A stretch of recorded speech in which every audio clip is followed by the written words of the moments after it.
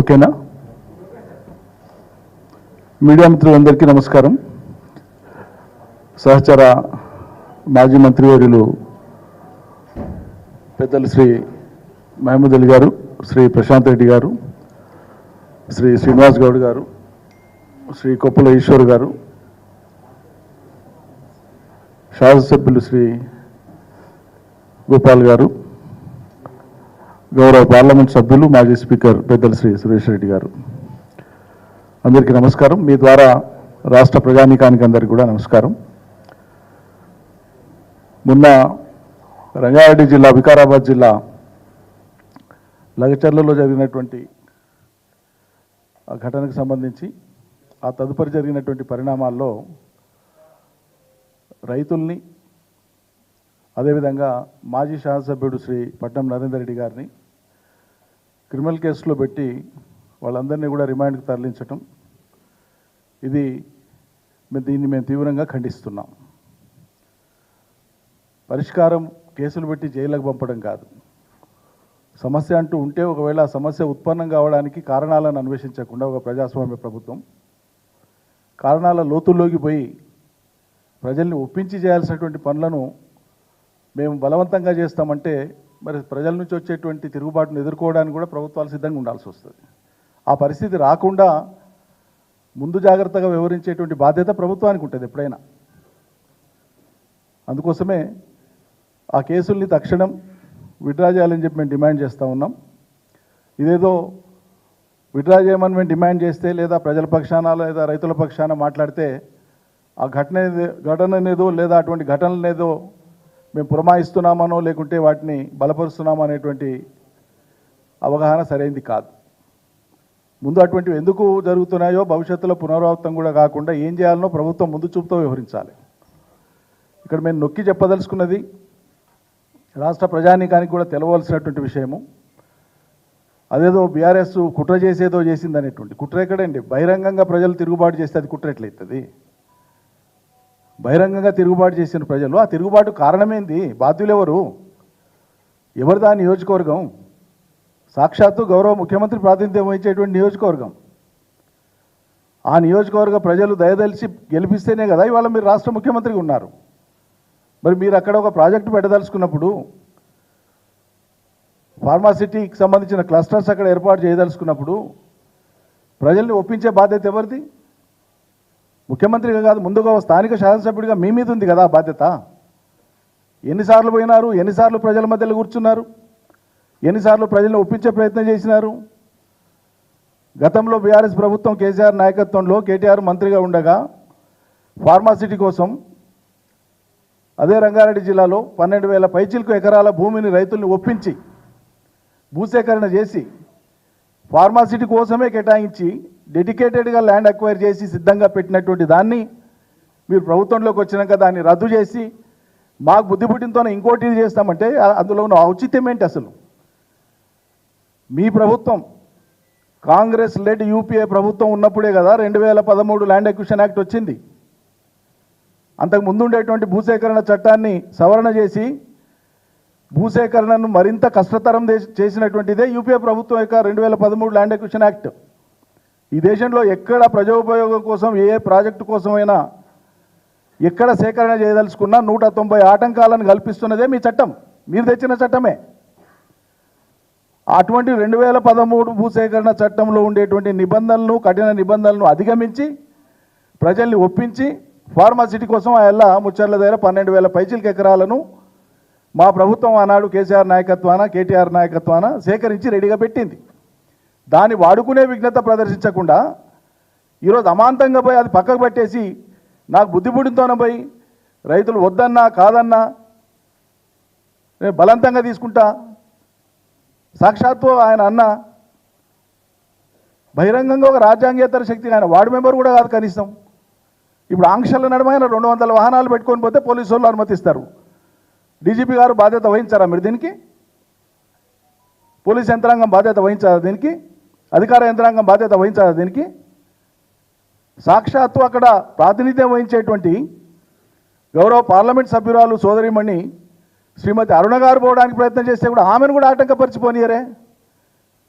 మరి ముఖ్యమంత్రి అన్నను మాత్రం వాహనాలు పెట్టి 200 వాహనాలు ఎస్కాట్ పెట్టి పంపించి అధికారులు స్వాగతం పలుకుతారా? ఏమి రాచరికమా, ప్రజాస్వామ్యమా, ఏంది అసలు? ప్రజల్ని మీరు ఎట్లా డ్రైవ్ చేస్తున్నారు? ప్రజలు మిమ్మల్ని ఎట్లా అర్థం చేసుకుంటారు? మీ చర్యల మూలంగా ప్రజలలో అసహనం పెరిగితే ప్రజల బాధ్యులు దానికి? మీ చర్యలు కాదా? మీ చర్యల్ని మీరు సమర్థించుకుంటారా? సమీక్షించుకోరా మీ చర్యల్ని? ఎవరు బాధ్యులు? ఇప్పుడు కొత్త సమస్య కాదు ఇది. గత 9 మాసాలుగా ఇక్కడ ఫార్మాసిటీ రద్దు అని అక్కడ మొదలు పెడతామని ప్రతిపాదనలు మొదలుపెట్టినప్పటి నుంచి అక్కడ ఉండేటువంటి ప్రజలలో అనుమానాలు ఉన్నాయి, అపోహలు ఉన్నాయి. అక్కడ వదిలిపెట్టి ఇక్కడెందుకు వస్తున్నారు? ఇదే ఫార్మాసిటీ కోసం అక్కడ భూములు ఉండగా ప్రభుత్వం తీసుకోగా అక్కడ చేయకుండా ఇక్కడికి ఎందుకు వస్తున్నారు? దీనికి తోడు ప్రజల కళ్ళ ముందలాడ కనిపిస్తున్నది ఏంది? బయటికి ఎవరు కూడా దీన్ని చెప్తలేరు, రాస్తలేరు ఎక్కడ కూడా, దురదృష్టవశాత్తు. అక్కడ ఏం జరుగుతుంది? గత కొన్ని మాసాలుగా కాంగ్రెస్ పార్టీకి సంబంధించినటువంటి చోటా నాయకుల నుంచి బడా నాయకుల దాకా ఎక్కడెక్కడ ఇప్పుడు కొడంగల్ నియోజకవర్గంలో, వికారాబాద్ జిల్లాలో, అటు జైరాబాద్ ప్రాంతంలో ఎక్కడెక్కడైతే ఇవి క్లస్టర్స్ వస్తున్నాయని ప్రచారం జరిగిందో అక్కడ చాలామంది వీళ్ళు పోయి భూములు కొంటా ఉన్నారండి. స్థానికంగా ఉండే ప్రజలకు తెలిసి వస్తూ ఉంది అది. ఎక్కడి నుంచో వచ్చి ఎవరో వచ్చి ఎందుకు కొంటున్నారు, ఏంటి దీని వెనక ఏముందని ప్రజలకు అనుమానాలు ఉన్నాయి, అపోహలు ఉన్నాయి. వాటిని తొలగించే బాధ్యత, దూరం చేసే బాధ్యత మీకు సదుద్దేశం ఉన్నప్పుడు తప్పకుండా వెళ్ళండి, కూర్చోండి, మాట్లాడి ఒప్పియండి. మేము ప్రాజెక్టులు కట్టినాడు, ఎన్ని రిజర్వాయర్లు కట్టినాం? మేము ఒక పాలమూరు రంగారెడ్డి కిందనే 5 రిజర్వాయర్లు కట్టినాం. కాళేశ్వరం కింద కట్టిన రిజర్వాయర్లు ఇన్ని చేసినాం. మరి కానీ ఆ రోజు మీరు పోషించిన పాత్ర ఏంది? మీలాగా మేము చేస్తున్నామా? ఈరోజు ప్రజల దగ్గర పోయి మీరు భూములు లేకండి అని కానీ చెప్పినామా? ప్రజలను వినండి అంటున్నాం, వాళ్ళ బాధ వినండి, అర్థం చేసుకోండి, వాళ్ళ అనుమానాలు తీర్చండి అంటున్నాం. అది చేయకుండా మీలాగా ఆ రోజు ఏం జరిగింది? ఫార్మాసిటీ కాడికి ఇదే కోమటిరెడ్డి వెంకటరెడ్డి గారు మొన్న మహబూబ్నగర్ నుంచి పోటీ చేసినటువంటి కాంగ్రెస్ అభ్యర్థిగా పోటీ చేసినటువంటి వంశీచంద్రెడ్డి గారు, కల్వకుర్తి మాజీ ఎమ్మెల్యే, కోదండరెడ్డి గారు, ఇప్పుడు కమిషన్లో ఉండేటువంటి కోదండరెడ్డి గారు, రైతు కమిషన్లో కోదండరెడ్డి గారు పలుమార్లు ఫార్మాసిటీ గ్రామాలకు వెళ్ళి భూసేకరణ జరిగేటువంటి క్రమంలో గంటల తరబడి ఉపన్యాసాలు ఇచ్చినారు. మీరు ఇవ్వకండి అన్నారు. విషతుల్యమైతుంది ఇదని చెప్పినారు. చుట్టుముట్టు మొత్తం బ్రతుకు తెరువు పోతుంది అని చెప్పినారు. పర్యావరణ హితం కాదని చెప్పినారు. 100 రకాలుగా మీరు దుష్ప్రచారం చేసినారు. మేము అట్లా చేస్తున్నామా? ఈరోజు ఎక్కడన్నా అటువంటి చర్యలకు మా పార్టీ పాల్పడ్డదా? మేమేదో అభివృద్ధికి ఆటంకం కల్పించేటువంటి వాళ్ళలాగా మీరు చిత్రీకరించే ప్రయత్నం చేస్తున్నారే. ఎక్కడ అభివృద్ధికి ఆటంకపరిచినాం? ఉన్నదాన్ని వాడుకోమంటే వాడుకోకుండా మీరు కొత్త సమస్యలు తీసుకొని వచ్చి ముందు చూపుతో వ్యవహరించమంటే వ్యవహరించకుండా ఇవాళ ఏదో చేసి ఇరికిస్తాం. ఏం చేసిండు నరేందర్ రెడ్డి? ఒక మాజీ ఎమ్మెల్యే ముఖ్యమంత్రి గారి మీద ఓడిపోయిండు. ఆ నియోజకవర్గంలో ప్రతిపక్ష పాత్ర పోషించడా? ఆపదున్న ప్రజలు రారా మాజీ ఎమ్మెల్యే దగ్గరికి? కార్యకర్తల నాయకులు రారా? ఆపద వస్తే మాట్లాడారా? అక్టోబర్ నెల మొత్తం మొన్న ఘటన జరిగే వరకు ఆయనకు ఒక 60-70 కాల్స్ వస్తే 80 సార్లు మాట్లాడిన దుష్ప్రచారం చేస్తున్నారు మీడియాలో. ఒకరోజు మాట్లాడినా అండి? ఆపద ఉన్న కార్యకర్తలు మాకే రోజు 10 సార్లు ఫోన్ చేస్తారు. ఒక చిన్న ఇన్సిడెంట్ ఏంటంటే ఒకటే కార్యకర్త 10 సార్లు చేస్తాడు. యాంగ్జైటీ అది. కార్యకర్తలకు ప్రజలకు ఉండేటువంటి యాంగ్జైటీ కొద్దీ పలుమార్లు చేస్తారు. ఫోన్ చేయడం కూడా నేరమా? తప్ప?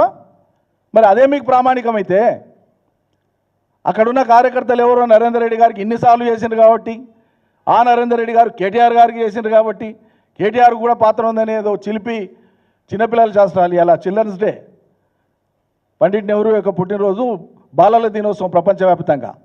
మరి ఇక్కడ ఉండే అధికార యంత్రాంగం, ముఖ్యమంత్రి, ప్రభుత్వం కూడా పిల్లల చేష్టలాగా చేస్తా అంటేనంటే మీ పరువే పోతుంది. ఎంత ఉందా ఉండాలి అసలు? ఏమా కక్ష మనస్తత్వం? ఎందుకు ఆ తొందరపాటు? నరేందర్ రెడ్డికి ఫోన్లు వస్తే నరేందర్ రెడ్డి అక్యూజ్ అవుతాడా? నాకు అర్థం కాదు.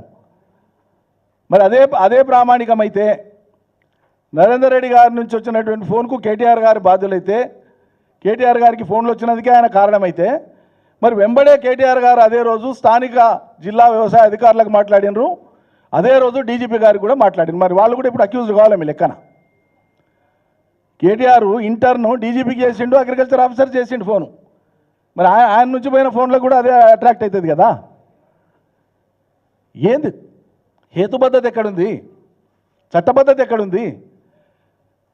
9 మాసాలుగా రైతులకున్న అనుమానాలను తెచ్చకుండా, అపోహలను తెచ్చకుండా, వాళ్ళని ఒప్పించే ప్రయత్నం చేయకుండా అనేక గ్రామాల ప్రజలు, ఇంకో ఇంట్రెస్టింగ్ విషయం, ఆ గ్రామాలలో మొన్న జరిగినటువంటి అసెంబ్లీ ఎన్నికల్లో కానీ పార్లమెంట్ ఎన్నికల్లో కానీ కాంగ్రెస్కు బీజేపీకి మెజార్టీ వచ్చిందండి. మా పార్టీకి మెజార్టీ రాలే అక్కడ. ఆ రైతులందరూ అన్ని పార్టీల వాళ్ళు, ఇంకా మించి మీ పార్టీకి సంబంధించిన వాళ్ళు, అధికార పార్టీకి సంబంధించిన వాళ్ళే ఎక్కువ ఉన్నారు అక్కడ. మరి వాళ్ళకి ఎందుకు ఆగ్రహం ఉంది? మీకు ఓటేసినటువంటి రైతులకు మీ మీద ఎందుకు ప్రేమ లేదు? ఇప్పుడు వాళ్ళంతా మీకే ఓటేసారు కదా. పోలింగ్ స్టేషన్ నంబర్లు తీసుకోండి. ఇప్పుడు కొడంగల్ నియోజకవర్గంలో ఆందోళన జరుగుతున్నటువంటి గ్రామాలలో గత ఎన్నికలలో వాళ్ళు ఏ పార్టీకి అండగా నిలిచినారో తీయండి, లెక్క తీయండి. మరి మీకు మద్దతు ఇచ్చి మిమ్మల్ని గెలిపించుకున్నటువంటి వాళ్ళు మీ నుంచి సంక్షేమాన్ని, మేలును ఆశిస్తారు తప్పిస్తే కీడును ఆశించారు కదా. వాళ్ళ దృష్టిలో అది కీడు కాదు, మంచి అని మీరు నచ్చజెప్పే ప్రయత్నం చేయండి. ప్రభుత్వ యంత్రాంగం ఉంది మీకు.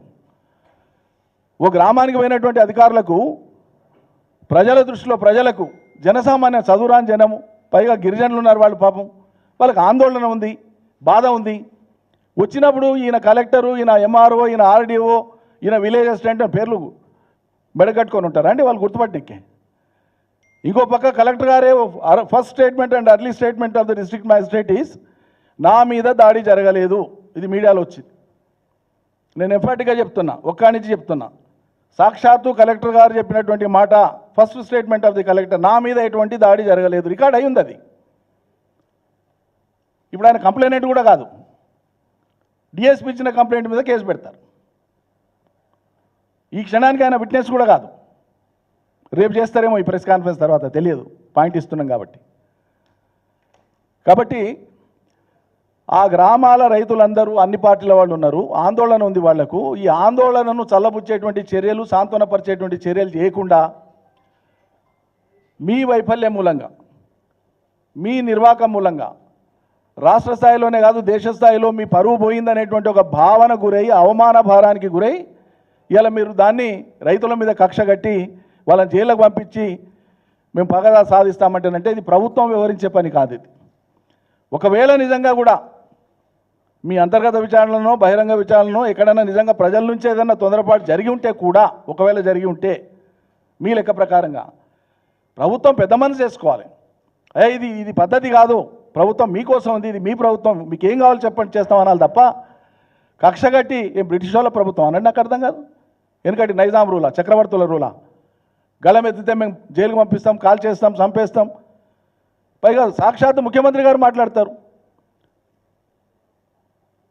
ఘటన జరిగితే దాన్ని ఇన్వెస్టిగేట్ చేసే ఏజెన్సీ ఉంటుంది. ముఖ్యమంత్రి స్వయంగా దీంట్లో పెద్ద వాళ్ళు ఉన్నారు, వాళ్ళ పాత్ర తేలడానికే మేము విచారణ చేస్తాం అంటే లీడ్ మీరే ఇస్తారా ఇన్వెస్టిగేటింగ్ ఏజెన్సీకి? మీ కోరిక ప్రకారంగానే రేపు పోలీసులు ఇన్వెస్టిగేట్ చేయాలా? మీరు అభిలషించినట్లే రేపు పరిణామాలు జరగాలనా? ఇవన్నీ దేన్ని తెలియజేస్తున్నాయి? మీకు మేము మళ్ళీ నొక్కి చెప్తా ఉన్నాం, ఇది సాక్షాత్తు స్థానిక శాసనసభ్యుడిగా ఎన్నికై ముఖ్యమంత్రిగా ఉండేటువంటి రేవంత్ రెడ్డి గారి యొక్క 2 వ్యూహాత్మక తప్పిదాలు. ఒకటి, ఉన్న ఫార్మాసిటీని వదులుకొని కొత్తది పోయి మొదలుపెట్టేటువంటి ప్రయత్నము. 2, కొత్తది మొదలుపెట్టేటప్పుడు ఆ ప్రాంత ప్రజల్ని ఒప్పించకపోవడము. ఎన్నడు పోయినరండినా? ముఖ్యమంత్రి అయితే ఒక శాసనంలాగా ఇక్కడ మాట మాట్లాడితే ప్రజలు అక్కడ ఉండేటువంటి వాళ్ళంతా లైనప్ అయ్యి ఇక మొత్తం ఇక ఏం చెప్తే అది వినాలనా? వింటారా? అట్లా మీరు చూస్తుంటారు కదా, టీవీలలో వీడియోలు కూడా వచ్చినాయి. సాక్షాత్తు వీళ్ళు అన్న ఎట్ల భూములు ఏరో చూస్తాం, ఇక ఆ భాష నేను మాట్లాడి రిపీట్ చేస్తే సంస్కారం కాదు. ప్రజలను ఎవరైతే రైతులు ఆందోళన చేస్తున్నారో ఆ రైతుల పట్ల మాట్లాడిన మాటలు, వాడినటువంటి భాష అట్లా మాట్లాడతారా? అట్లా రెచ్చగొడతారా? ఇవన్నీ నిజం చెప్పాలంటే ఇవన్నీ చేసినా మీరు శిక్షార్హులు, మీరు కారకులు వీటన్నిటికీ. ఈ సమస్య పెరగడానికి మీరు కారకులు. నరేంద్ర రెడ్డి గారు పోయి ఏ గ్రామంలోనన్నా మీటింగులు పెట్టి ఉపన్యాసం పెట్టి ప్రజలకు రెచ్చగొట్టిండా? ఇప్పటిదాకా వచ్చిన ప్రజలకు సాంత్వన పలికాయా? మీరు మీ ప్రొటెస్ట్ను ప్రజాస్వామ్యబద్ధంగా తెలియజేయండి ప్రభుత్వానికి. ప్రజాస్వామ్యంలో ఇది నిరంతరం ఉండేదే. ప్రజలు తమకు నచ్చని విషయంలో కానీ తమకు ఇష్టం కాని విషయంలో కానీ ప్రొటెస్ట్ చేసినప్పుడు రాజకీయ పక్షాలు కానీ ప్రజాస్వామ్యవాదులు కానీ ప్రజల పక్షాన తమ గళం వినిపిస్తారు. డెమోక్రసీలో అందుకే ఆ సేయింగ్ ఉంది, opposition has always got a say while ruling party has always got a way to do the things. ఒకరికి నిరంతరం మాట్లాడే స్వేచ్ఛ ఉంది, అభిప్రాయం చెప్పే స్వేచ్ఛ ఉంది. అయినా సరే ప్రజాస్వామ్య ప్రభుత్వాలు కాబట్టి మెజారిటీ మీద ఉంటాయి కాబట్టి ఎవరని చెప్పినా అంతిమంగా వాళ్ళు చేయదలుచుకున్న కార్యాన్ని ప్రజాస్వామ్యబద్ధంగా చేయాలి. మాకు అధికారం ఉంది కాబట్టి మేము చేయదలుచుకున్నాం కాబట్టి మీ మీద నడుచుకుంటూ పోయి చేస్తాం, మిమ్మల్ని కాల్చుకుంటూ పోయి చేస్తాం, మిమ్మల్ని కొట్టుకుంటూ పోయి చేస్తాం, జైలుకు పంపిస్తాం, మేము చూస్తాం. ఈ దౌర్జన్యంతోనే జరగదు కదా పని. రాచరికంలోనే జరగలేదు. ఇట్లా ఒప్పించి చేయాలి. మేమందరం కూడా ప్రాజెక్టులు కట్టినప్పుడు మేమందరం కూడా ఇక్కడ ఉండేటువంటి మాజీ మంత్రివర్యులందరూ కూడా మా శాసనసభ్యుల సహకారం తీసుకొని స్థానిక ప్రజల సహకారం తీసుకొని ఒక్క రిజర్వాయర్ కట్టేటువంటి చోటికి ఒక్కొక్కరం 60-70 సార్లు విజిట్ చేసి ప్రజలకు అవసరమైన కాడ దండాలు పెట్టిన మొంగి, అయ్యా ఇది మీ భవిష్యత్తు కోసం అర్థం చేసుకోండి అని. అంత ఓపికగా అంత సంయమనంగా ప్రజలను ఒప్పిస్తేనే మేము ఇలా అత్యంత భారీ ప్రాజెక్టుల నిర్మాణం పూర్తి చేసినాం. మీకు ఆ ఓపిక ఉండాలి కదా, ఆ ప్రయత్నం చేయాలి కదా. మీలాగా మేము అడ్డం పడలేదే, 190 కేసులు వేయలేదే పాలమూరు రంగారెడ్డి మీద, కాళేశ్వరం మీద. మీలాగా భూసేకరణ జరిగే ప్రతి చోటుకు పోయి రైతులను రెచ్చగొట్టి ఆ రోజులల్లా మేము 5-6 లక్షలు ఇచ్చేటువంటి రోజులల్లా 20 లక్షలు అడగండి, 30 లక్షలు అడగండి అని రెచ్చగొట్టలేదు కదా. ఎక్కడ రెచ్చగొట్టినామా? ఏ ప్రభుత్వం అయినా ప్రభుత్వం ప్రజలది, ప్రజల కోసం పనిచేయాలని అభిలషిస్తాం. కానీ మీరు చేసే పని ప్రజల కోసం కాదు, అది ప్రజల యొక్క అనుమానము. మేమంటలే మీ మాట. ఆడపోతే జనం చెప్తుండ్రు, చుట్టుముట్టు వాళ్ళు వచ్చి ఎవరో భూములు కొంటున్నారు, ఏదో ఫార్మసిటీ వస్తుందట, ఫార్మాస్యూటికల్ కంపెనీలు వస్తాయట, భూములు కొంటున్నారు. కొనేటోళ్ళు ఓనంగా సర్కారు తీసుకోగా మాకేం మిగులుతుంది, పైసలు ఇస్తే మేము ఏడపై బతుకుతాం. ప్రజల యొక్క ఆవేదన ఇది. దానికి జవాబుగా మీ చర్యలు ఉండాలి తప్పిస్తే ఈడ దొరుకుతారో వీడిని పెడదామా, వాడిని పెడదామా, ఈయనని పెడదామా, ఆయనని పెడదామా. పీసీసీ ప్రెసిడెంట్ కూడా మాట్లాడండి. డీజీపీ అండి మీరు, నాకు అర్థం కాదు. కేటీఆర్కు శిక్ష తప్పదట్లు. కేటీఆర్ కావచ్చు, బీఆర్ఎస్లో ఉండేటువంటి టాప్ టు బాటం ఉండేటువంటి లీడర్షిప్ మీద కూడా ఎన్ని వేల కేసులన్నా పెట్టుకోండి, ఎవడు భయపడాడు కేసుల కోసం. We honour the law, we honour the rule of law, but we condemn the abuse of law. We condemn the abuse of law. Abuse of law that is carried out by the state is always condemnable. We condemn it. రాజ్యము తన ఇష్టారీతిగా చట్టాన్ని అక్రమంగా వాడుకుంటామంటే తప్పకుండా ఖండిస్తూనే ఉంటాం. చట్టబద్ధమైనటువంటి న్యాయాన్ని మేము అన్ని సందర్భాల్లో కూడా గౌరవిస్తూనే ఉంటాం. ఇక చట్టం ఏదో మీరు అధికారంలో ఉంటే మీకు మాత్రమే అది పనికి వస్తుంది అన్నట్లు, మిగతా వాళ్ళకి ఆ చట్టం పనికిరాదన్నట్లు నిన్న సుప్రీంకోర్టు తీర్పు రాలే. మా ఇష్టం ఉన్నట్లు చేస్తామంటే నడవదని సుప్రీంకోర్టు చెప్పలే. ప్రతి దానికి ఒక కాలపరీక్ష ఉంటుంది. అక్యూజ్డ్ పర్సన్స్ యొక్క ప్రెజెన్స్ని వారెంట్ చేయడం కోసం, సీక్ చేయడం కోసం వాళ్ళ ఆస్తుల్ని ధ్వంసం చేసేది రాష్ట్ర ప్రభుత్వాలు ఒక సిద్ధాంతంగా పెట్టుకొని పనిచేసినాయి. ఈ చట్ట వ్యతిరేకం అని చెప్పి సుప్రీంకోర్టు నిన్న చెప్పింది. ఇక మీ చర్యలు కూడా ఒకదాని మీద ఒకటి పైతా ఉన్నాయి. 100% దే ఆర్ ఆల్ క్వశ్చనబుల్. ఇవన్నీ కూడా చట్టబద్ధంగానే కొట్లాడతాం మేము. ఇవాళ ఈ ప్రజల యొక్క spontaneous, there is no conspiracy. మీరు దాన్ని కాన్స్పిరసీగా ట్రీట్ చేసి ఏదో చేయబోతున్నట్టే అదేం నిలవదు. అనవసరమైనటువంటి చర్యలకు పాల్పడి అనవసరమైన ప్రతిష్టకు పోయి భంగపడకుండా ఇప్పటికైనా మించింది లేదు. బీజేపీ నుంచి స్థానిక ఎంపీ గారు మాట్లాడినారు, ప్రజల్ని ఒప్పించి చేయాలి తప్ప ఇట్లా చేయకండి అని. సిపిఎం పార్టీ నుంచి తమ్మినేని గారు మాట్లాడినట్లు పత్రికలలో వచ్చింది. ఇతర పక్షాలు కూడా స్పందించేటోళ్ళు స్పందిస్తూనే ఉన్నారు. మీరు ప్రజాభిప్రాయాన్ని ప్రాతిపదికగా తీసుకొని పనిచేయండి. ఒక ఘటన జరిగితే కక్షభూని వాళ్ళ మీద మేము ఏదో చేస్తామన్న పంతానికి పోకండి. ఇది 2 గ్రూపుల మధ్యనో, 2 వ్యక్తుల మధ్యనో, లేకుంటే 2 ఫ్యాక్షన్ల మధ్యనో జరిగేటువంటి పోటాపోటీ యుద్ధం కాదు. ఇది రాజ్యపాలన. తప్పకుండా గత ప్రభుత్వాల కాలంలో కూడా ప్రభుత్వాలు పంతానికి పోయి ఏం చేసినాయో ఏమి వాళ్ళు అనుభవించినో మనం చూసినాం గతంలో. విద్యుత్ ఛార్జీలు పెంచొద్దు అని చెప్పి మొరబెట్టుకోనికే రైతులు ఆందోళన చేసి రోడ్ల మీదకి వస్తే కాల్చి చంపారు. ఏమైంది? ఫలితం అనుభవించారు కదా దానికి. ఖమ్మం జిల్లాలో కూడా కాల్పులు జరిగినాయి. ఏమైంది? ఫలితం అనుభవించారు కదా. ఇలా కొడంగల్లో కూడా రైతుల మీద, వికారాబాద్ జిల్లాలో కూడా రైతుల మీద పెట్టినటువంటి కేసులు, అది ఒక రైతు, కొద్దిమంది రైతులు, ఒక గ్రామం రైతులు, 2 గ్రామాల రైతుల ఇష్యూ కాదు. తెలంగాణ రైతుల హృదయాల మీద ఇవాళ రేవంత్ రెడ్డి సర్కార్ కొడతా ఉంది, కాల్తోదంతా ఉన్నది. That is what we are opposing. ఈ నిరంకుశత్వాన్ని మేము వ్యతిరేకిస్తున్నాం.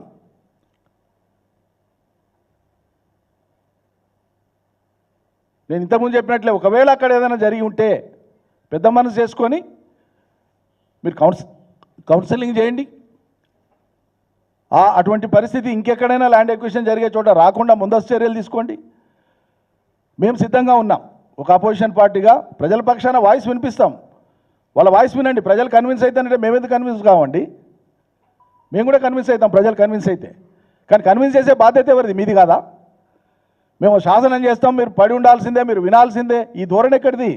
ఎందుకు ఈ ధోరణి? ఎందుకు ఈ పట్టుదల? అంతిమంగా ప్రజలు కదా. మీరు చేసేది ప్రజల కోసమే అయినప్పుడు, విశాల ప్రయోజనాలు దానివల్ల ఉన్నాయన్నప్పుడు 4 రోజులు ఓపిక బట్టి ప్రజల్ని ఒప్పించేటువంటి దానికి ఎందుకు మీరు పూనుకుంటలేరు? ఎందుకు ఈ దుందుడుకు చర్యలు?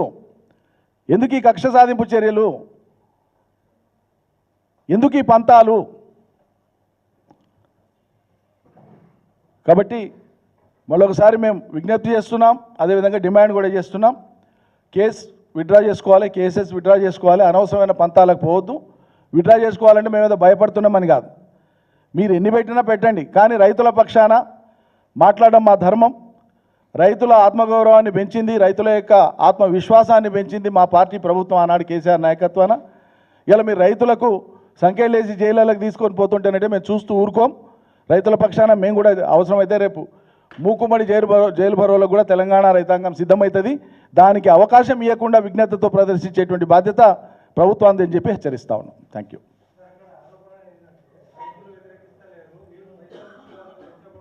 చెప్తాను నేను ఆయన. అందరికీ నమస్కారం. గత కొన్ని రోజులుగా ముఖ్యమంత్రి రేవంత్ రెడ్డి గారి తీరు, ఆయన ప్రవర్తన, ఆయన మాటలు ఇవన్నీ కూడా గమనిస్తూ ఉంటే అస్సలు విషయం ఏంటంటే, ఆయన ఎన్నికల టైంలో 6 గ్యారెంటీలని 420 హామీలు ఇచ్చి ప్రజలను మోసం చేసి నమ్మించి ఓట్లు తెచ్చుకొని గెలిచినాడు.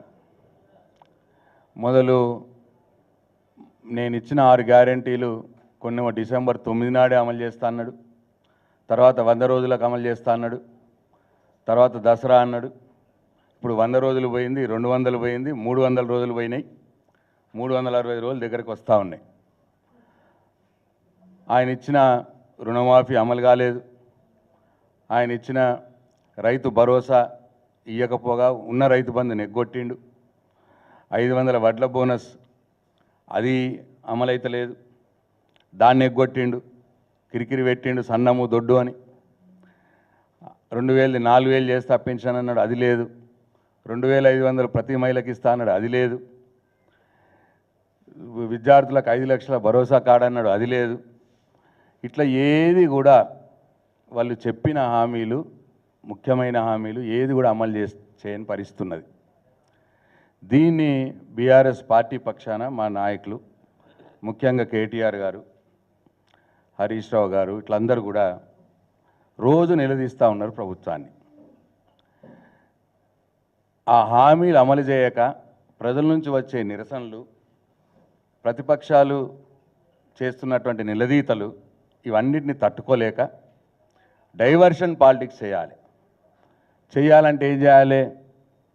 అడుగుతున్న వాళ్ళని గొంతు నొక్కేయాలి, అరెస్టులు చేయాలి, జైళ్ళల్లో పెట్టాలి. ఈ పద్ధతి ఆయన ఎంచుకున్నట్టు కనిపిస్తూ ఉన్నది. ఎందుకంటే మా పట్నం నరేందర్ రెడ్డి గారు అరెస్ట్ అదే కోవలోకి చెందింది. అక్కడ ఆయన సొంత నియోజకవర్గంలో కొడంగల్లో ఫార్మా ఇండస్ట్రీ ఆయన అల్లుడు కోసం, ఎవరి కోసం కాదు, మళ్ళా ముఖ్యమంత్రి గారు అల్లుడు కోసం ఫార్మా ఇండస్ట్రీ పెట్టాలని పాపం గిరిజనుల యొక్క భూములు గుంజుకునే ప్రయత్నం చేసే క్రమంలో భూమి కోల్పోతున్న రైతులు వాళ్ళు ఆందోళన చేస్తున్నారు. అట్లనే అక్కడ మాజీ శాసనసభ్యుడిగా ఉన్న నరేందర్ రెడ్డి గారు, ఎందుకంటే రైతుల పక్షాన కొట్లాడాల్సిన బాధ్యత ప్రతిపక్షాలదే కాబట్టి వారి పక్షాన పోరాడిండు. దీనికోసం అటు రైతుల మీద కక్ష పెట్టుకొని వాళ్ళని అరెస్ట్ చేయించిండు, 16 మందిని చేపించి రాత్రంతా కొట్టి ఇవాళ జైలు వేసారు. అట్లనే నరేందర్ రెడ్డి గారు ఈయన అడుగుతున్నాడు కదా రోజు అని చెప్పి ఈయనను అరెస్ట్ చేసినారు. దానికి కుట్రవన్నీ రోన ఒకటి పెట్టినారు. ఇక్కడ సురేష్ అనే వ్యక్తి ఒక టీఆర్ఎస్ పార్టీ నాయకుడు ఉన్నాడు, ఆయనను పెట్టుకొని నరేందర్ రెడ్డి కుట్రబండిండు అని ఫోన్లు చేసి కుట్రబండిండు అని. నేను మీడియా పక్షాన తెలియజేస్తా ఉన్నా, మాకున్న సమాచారం ప్రకారం 12వ తారీఖు నాడు ఈ ఇన్సిడెంట్ జరిగింది. రైతులు అధికారుల మీద కోపంకి వచ్చారు. 12వ తారీఖు నాడు మా నరేందర్ రెడ్డికి ఆ సురేష్కు అసలు ఫోన్ల సంభాషణలే జరగలేదు, ఒక్క కాల్ కూడా లేదు. 11వ తారీఖు నాడు ఒక్క కాల్ ఉంది. అయితే వాళ్ళు కాల్ లిస్ట్ చూస్తే అవి బయట పడలే. అరే ఫోన్లే చేయలేదు కదా, 12వ తారీఖు నాడు ఇన్సిడెంట్ జరిగిన రోజు ఫోన్ లేదు, అంతకన్నా ఒకరోజు మూలు కుట్రవన్నారంటే ఒకటేసారి మాట్లాడినారు. కాబట్టి ఏం చేసినారు, 3 నెలల కాల్ లిస్ట్ పెట్టినారు. ఇప్పుడు ఆ రిమాండ్ రిపోర్ట్లో, పోలీస్ రిపోర్ట్లో 3 నెలల్లో ఇన్నిసార్లు మాట్లాడినరు అన్నది మాట మాట్లాడుతున్నారు. అంటే దీన్ని కుట్రగా చూపించే ప్రయత్నం. మా పార్టీ నాయకుడితో మాజీ శాసనసభ్యుడు, మండల పార్టీ ముఖ్య నాయకుడు ఆయన, మాజీ శాసనసభ్యుడు రోజుకోసారి మాట్లాడతాడు, 3 నెలల్లో 100 సార్లు మాట్లాడతాడు. దాంట్లో తప్పేముంది? అదేదో కుట్రబడినరు అని ఒక కోణంలో పెట్టి ఇవాళ ఆయన అరెస్ట్ చేసినారు. దీన్ని బీఆర్ఎస్ పార్టీ తీవ్రంగా ఖండిస్తూ ఉన్నది. దీంట్లో కుట్ర లేదు, పాడు లేదు. ఎవడు భూమి గుంజుకున్న ఆయన కోపం వస్తుంది. ఇవాళ ఇప్పుడు పత్రికా మిత్రులు ఉన్నారు, మీ భూమిలు కూడా గవర్నమెంట్ తీసుకుంటా అంటే మీకు కూడా కోపం వస్తుంది. లేదు మంచిగా మాట్లాడి ఒప్పించి తీసుకుంటే ఓకే, ఒప్పేయకుండా బలవంతంగా గుంజుకుంటాం. ఆయన అన్న, ముఖ్యమంత్రి గారు అన్న ఎట్లియర్రా మీ సంగతి చూస్తాం, లాక్కుంటాం, పిక్కుంటాం అని మాట్లాడితే ఎవరికైనా కోపం వస్తుంది. ముఖ్యమంత్రి మీద ఉన్న కోపం పాపం అధికారుల మీద చూపించారు.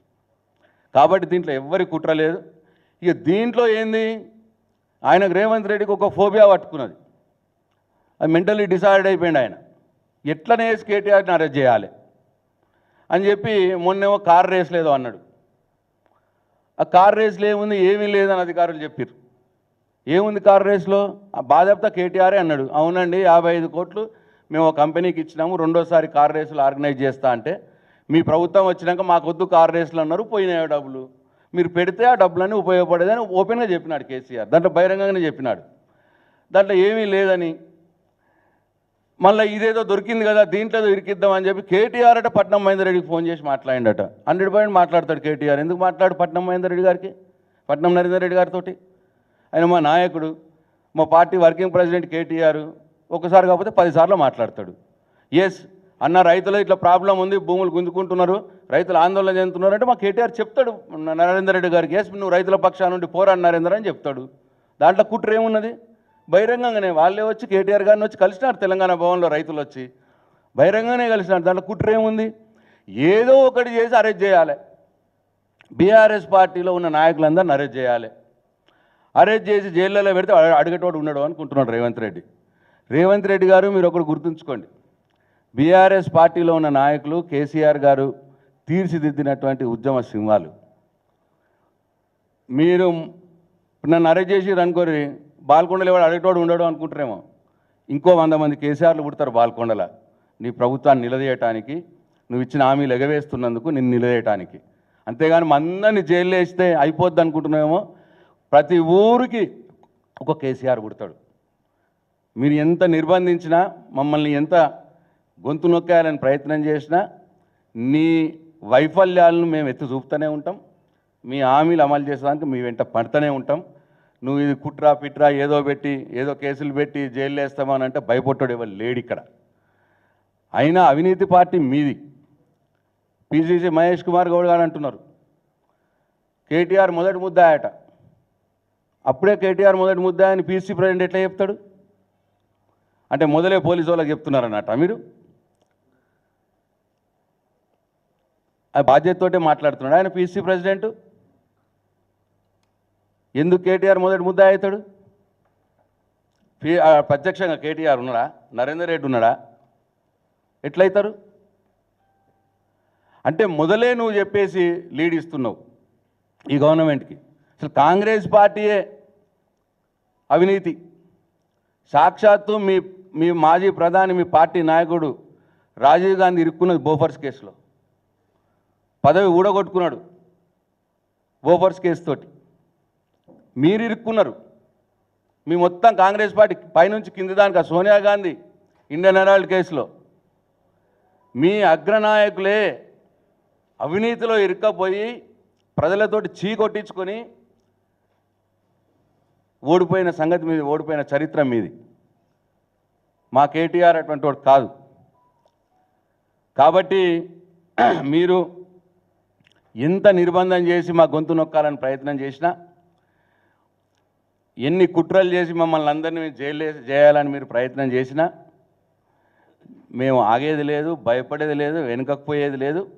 100 మంది కేసీఆర్లు పుట్టి నీ అవినీతిని, నీ చేతగాని తనాన్ని, నీ ప్రభుత్వ వైఫల్యాల్ని ఎండగడుతూనే ఉంటామని చెప్పి మరొకసారి రేవంత్ రెడ్డికి నేను హెచ్చరిస్తూ ఉన్నాను.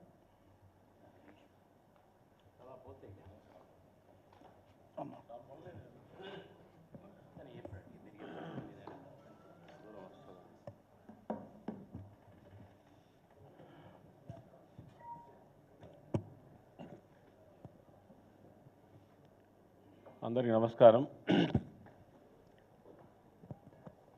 నిన్న జరిగినటువంటి సంఘటన ఏదైతే ఉందో, మా మాజీ శాసనసభ్యులు పట్నం నరేందర్ రెడ్డి గారిని అమానుషంగా అరెస్ట్ చేయడం ఏదైతే ఉందో, దీన్ని బీఆర్ఎస్ పార్టీ పక్షాన తీవ్రంగా ఖండిస్తూనే, వెనకడ పెద్దలందరూ ఆడలేక మధ్యలో ఓడట, మీకు చేతగాక రైతుల సమస్యను సానుకూలంగా వాళ్ళతో మాట్లాడి పరిష్కరించి, మరి మీరు అనుకున్నటువంటిది ఏదైతే ఫార్మాసిటీ నిర్మాణం చేయాలనుకుంటున్నారో దానికి అన్ని విధాలా ప్రజల సంసిద్ధతో చేసినట్టయితే ఇటువంటి సంఘటనలు ఎక్కడ కూడా జరగవు. ఇంతకుముందే మా నాయకులు చెప్పినట్టుగా కాళేశ్వరం ప్రాజెక్టుతో పాటు అనేక ప్రాజెక్టుల నిర్మాణం సందర్భంలో వేలాది ఎకరాల ల్యాండ్ ఎక్విజిషన్ జరిగినప్పుడు ఒక్క సంఘటన అయినా ఇట్లాంటిది జరిగిందా? 2013 ల్యాండ్ ఎక్విజిషన్ చట్టం ప్రకారం నిజంగా కూడా అందులో రైతులకు ఇబ్బందులు ఉన్నప్పటికీ కూడా ప్రభుత్వమే, ముఖ్యమంత్రి గారే, ఆనాటి ముఖ్యమంత్రి కేసీఆర్ గారే మెప్పించి ఒప్పించి అనేక ప్రాజెక్టులు నిర్మాణం చేసినటువంటి విషయాలన్నీ కూడా ముందరనే కనబడతా ఉన్నాయి.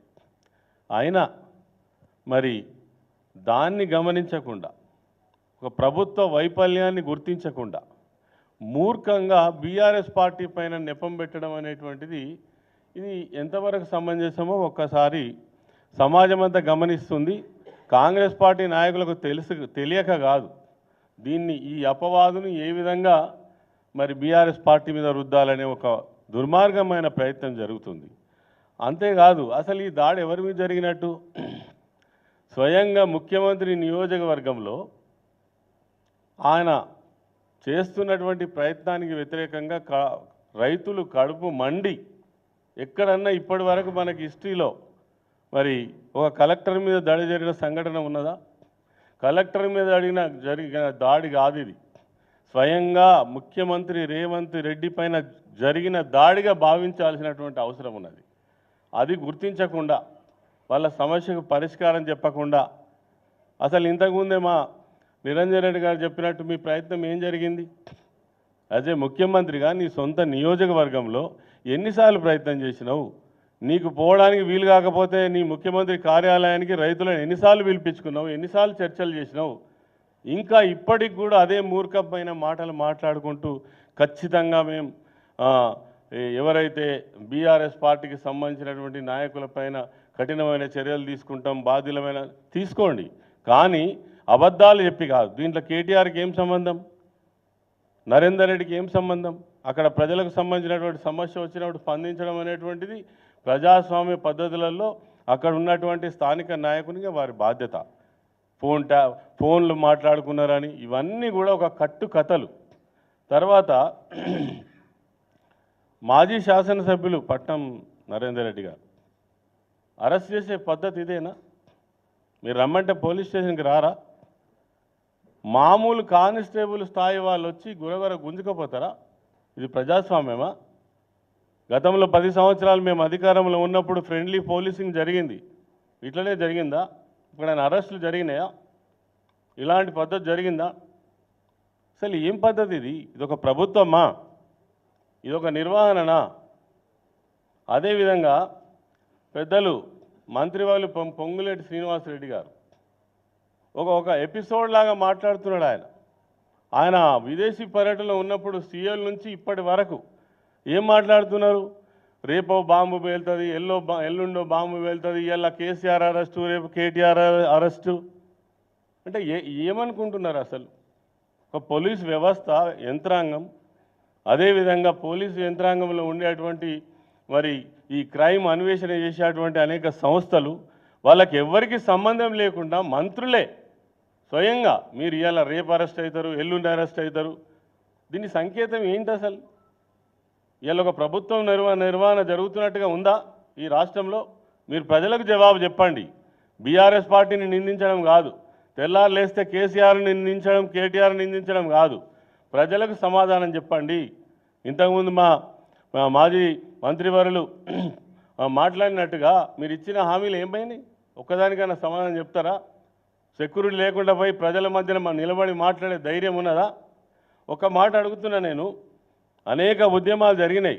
ఎక్కడన్నా ప్రజలు వాళ్ళకి ఆవేదన లేకుండా, కడుపు మంట లేకుండా మీరు అన్నట్టుగా పైసలు ఇస్తేనో ప్రోత్సహిస్తేనో ఒక దాడికి సిద్ధమవుతారా? అట్లా ఎవరైనా చేయించగలుగుతారా? చరిత్రలు ఎక్కడైనా ఉన్నదా? ఇవన్నీ కూడా కేవలం వాళ్ళు చేసేటువంటి తప్పులను కప్పిపుచ్చుకోవడం కోసం బీఆర్ఎస్ పార్టీని ఇలా అడ్డం పెట్టుకునే ప్రయత్నం చేస్తున్నారు. ఇవి చెల్లవు.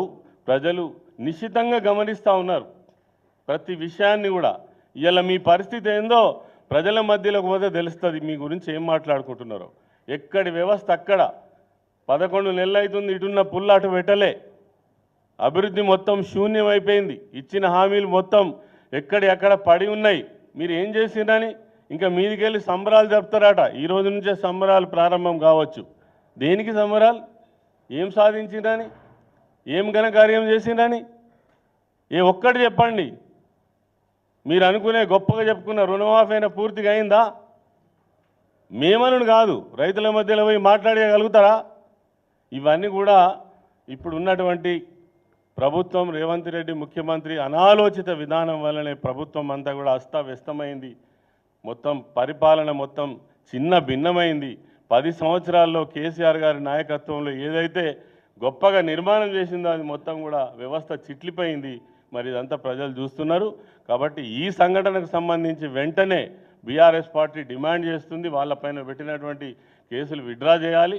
తర్వాత రైతులకు న్యాయం చేసేంత వరకు బీఆర్ఎస్ పార్టీ అండదండగా నిలబడుతుంది.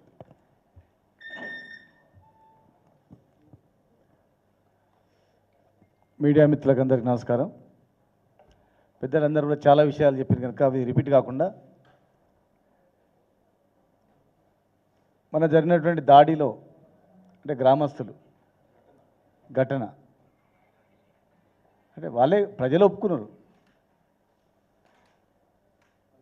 వాళ్ళు ఒక రాజకీయ పార్టీగా చూడకండి, గ్రామంలో అన్ని పార్టీల వాళ్ళు ఉన్నారు. పబ్లిక్ హియరింగ్ అన్నప్పుడు భూములు ఉన్నా లేకపోయినా గ్రామంలో ఉన్నటువంటి అందరితో పబ్లిక్ హియరింగ్ తీసుకుంటాం. ఒక ఇండస్ట్రీ వచ్చేటప్పుడు, ఒక పాలసీలో ఒక మేజర్ ఇండస్ట్రీ వచ్చినప్పుడు ప్రజాభిప్రాయ సేకరణ ఉంటుంది, భూములు ఉన్నా లేకపోయినా కూడా. ఆ గ్రామంలో అందులో భాగంగా వాళ్ళు గత 8 నెలల నుంచి 9 నెలల నుంచి కూడా వాళ్ళందరూ వ్యతిరేకిస్తున్నారు. మరి ఆ వ్యతిరేకిస్తున్న క్రమంలో ఉద్యోగస్తులపైన దాడి జరిగిందని మనం చూస్తూ ఉన్నాం. ఆ దాడిని మేము చింతిస్తున్నాం, ఆ దాడిని మేము ఖండిస్తున్నాం కూడా. అదేవిధంగా ఎమ్మెల్యే గారిని పైన చేసినటువంటి దాని మీద కూడా ఖండిస్తూ ఉన్నాం.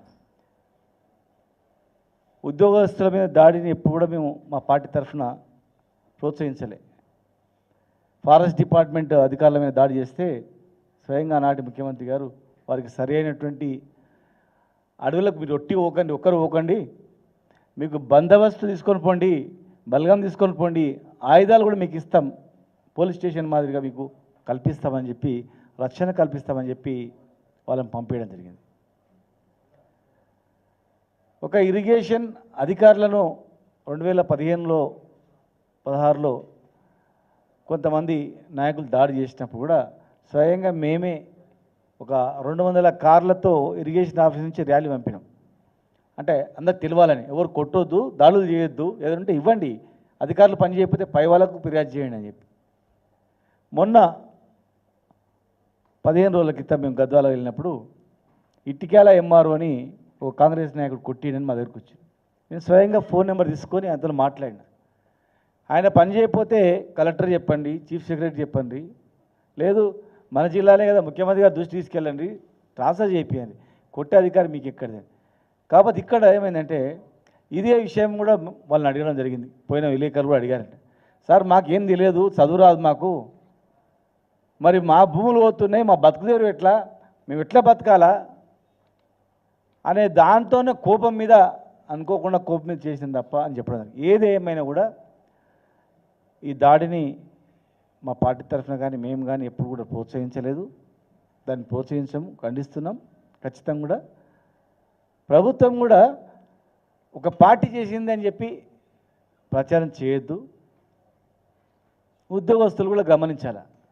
ఆ గ్రామంలో విఆర్ఏ ఉంటాడు, పంచాయత్ సెక్రటరీ ఉంటాడు, ప్రతి తాండాలో కూడా దాదాపు 10 మంది ఉద్యోగులు ఉంటారు.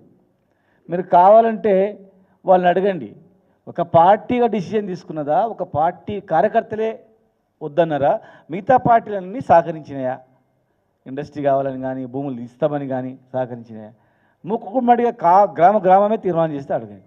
కనుక దీన్ని ఒక ఉద్యోగస్తులు ఒక రాజకీయ పార్టీ చేయించింది అనేటువంటి కోణం చూడొద్దని చెప్పి, ఎవరు దాడి చేసినా, ఈ పార్టీ కాదు మా పార్టీ అయినా, ఏ పార్టీ అయినా, కాంగ్రెస్ అయినా, బీజేపీ అయినా, బీఆర్ఎస్ అయినా, వాళ్ళు తెలియక చేసినా తెలిసేసినా పొరపాటే. కానీ మరి యంత్రాంగం కూడా ఒక గ్రామం పోయేటప్పుడు ఆ గ్రామ పరిస్థితులు కూడా పరిశీలించుకోవాలి.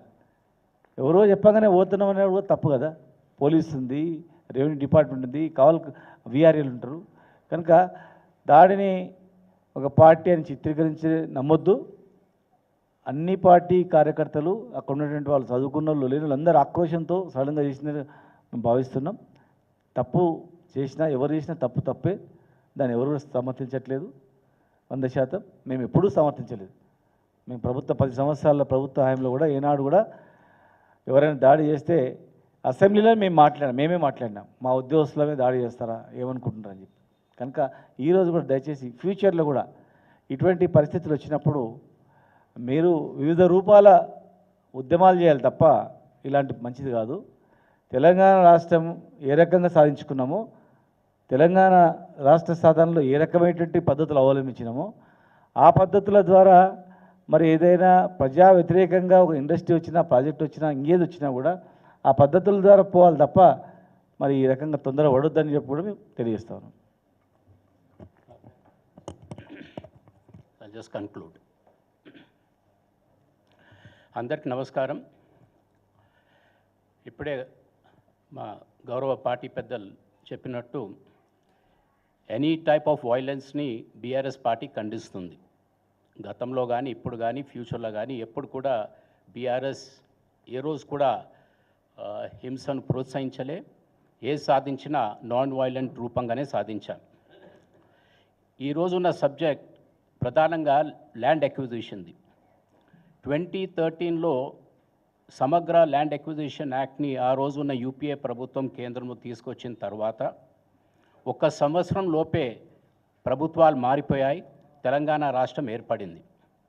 మరి 2014 నుంచి 2023 వరకు తెలంగాణ రాష్ట్రంలో ఇప్పుడే సీనియర్ నాయకులు నిరంజన్ రెడ్డి గారు వారు మంత్రిగా ఉన్నప్పుడు కూడా చాలా క్లియర్గా చెప్పారు, వేలాది ఎకరాల భూమిని అనేక అవసరాల కొరకు, అంటే ఒక స్కూల్ భవన నిర్మాణంకి, హౌసింగ్కి, ఇరిగేషన్కి, ఫ్యాక్టరీస్కి ప్రాజెక్ట్స్ చేయటం జరిగాయి. ఎక్కడ కూడా ఏ సంఘటన జరగకుండా చేశాం. దానికి ఉదాహరణ కాంగ్రెస్ ప్రభుత్వం రాక 5 సంవత్సరాలు కాంగ్రెస్ నాయకులు తెలంగాణ యాత్ర కూడా పాదయాత్రలు చేశారు. మీరు అనేక పాదయాత్రలు చేసిన తర్వాత మీరు ఈరోజు గవర్నమెంట్కి వచ్చిన తర్వాత ఏ రోజన్నా మీ స్టేట్మెంట్స్ ఇచ్చారా? ఫలానా చోట ల్యాండ్ ఎక్విజిషన్ పద్ధతి సరిగ్గా జరగలే, ఫలానా చోట మీరు న్యాయం చేయలే, ఫలానా రోజు ఫలానా ప్రాంతంలో బీఆర్ఎస్ పార్టీ ఫోర్స్ఫుల్గా ల్యాండ్ ఎక్విజిషన్ చేసిందనేది ఎక్కడ కూడా ఒక్క సంఘటన మీరు 1 ఇయర్ నుంచి మీరు అధికారంలో ఉన్నా మీరు చెప్పలేకపోయారు. దానికి కారణం ద స్పిరిట్ ఆఫ్ 2013 యాక్టే కాకుండా తెలంగాణ సాధించిన నాయకుడుగా తెలంగాణ ప్రజలకు న్యాయం చేయాలనే ఒక పవిత్రమైన ఉద్దేశంతో కేసీఆర్ గారు చేపట్టిన ల్యాండ్ ఎక్విజిషన్ ఈరోజు ల్యాండ్మార్క్, దేశానికే ఆదర్శంగా నిలిచాది. ఆ రోజు కేసీఆర్ గారు ల్యాండ్ ఎక్విజిషన్ చేసే సమయంలో న్యాయం చేశారు. దానికంటే ముఖ్యంగా ఆ ప్రాంత ప్రజలకు విశ్వాసం కల్పించారు.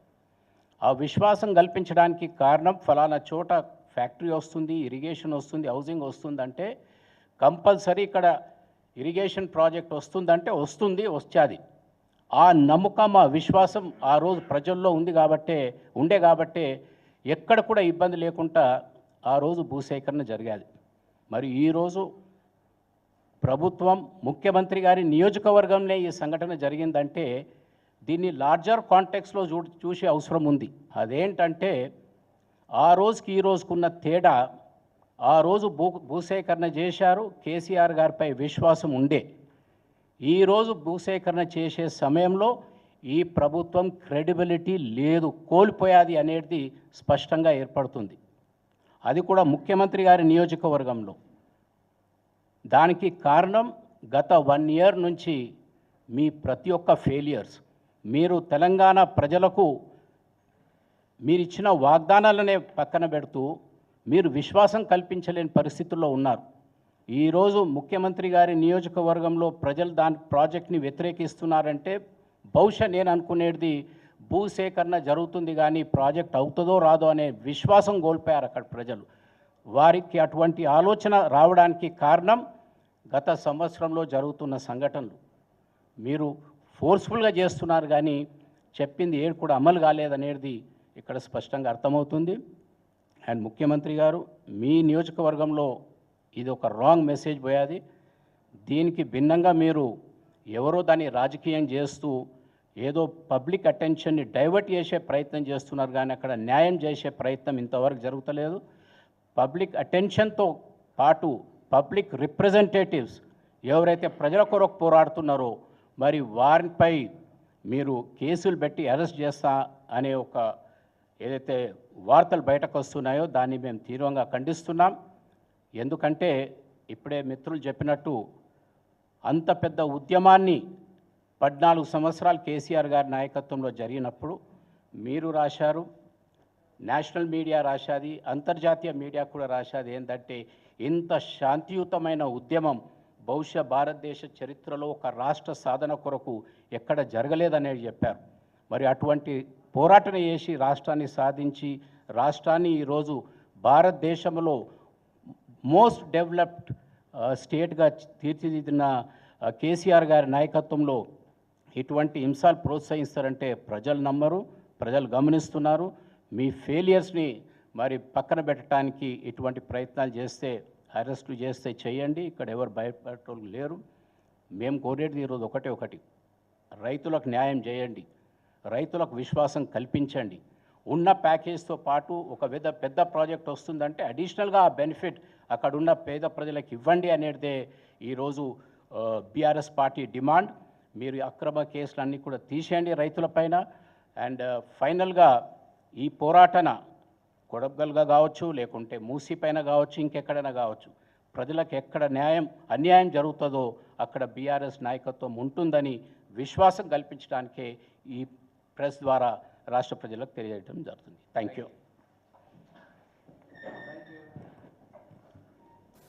ప్రజల్ని ఒప్పించే బాధ్యత ఎవరిది? ముఖ్యమంత్రిగా కాదు, ముందుగా స్థానిక శాసనసభ్యుడిగా మీ మీద ఉంది కదా బాధ్యత. ఎన్నిసార్లు పోయినారు, ఎన్నిసార్లు ప్రజల మధ్యలో కూర్చున్నారు, ఎన్నిసార్లు ప్రజల్ని ఒప్పించే ప్రయత్నం చేసినారు? గతంలో బీఆర్ఎస్ ప్రభుత్వం కేసీఆర్ నాయకత్వంలో కేటీఆర్ మంత్రిగా ఉండగా ఫార్మాసిటీ కోసం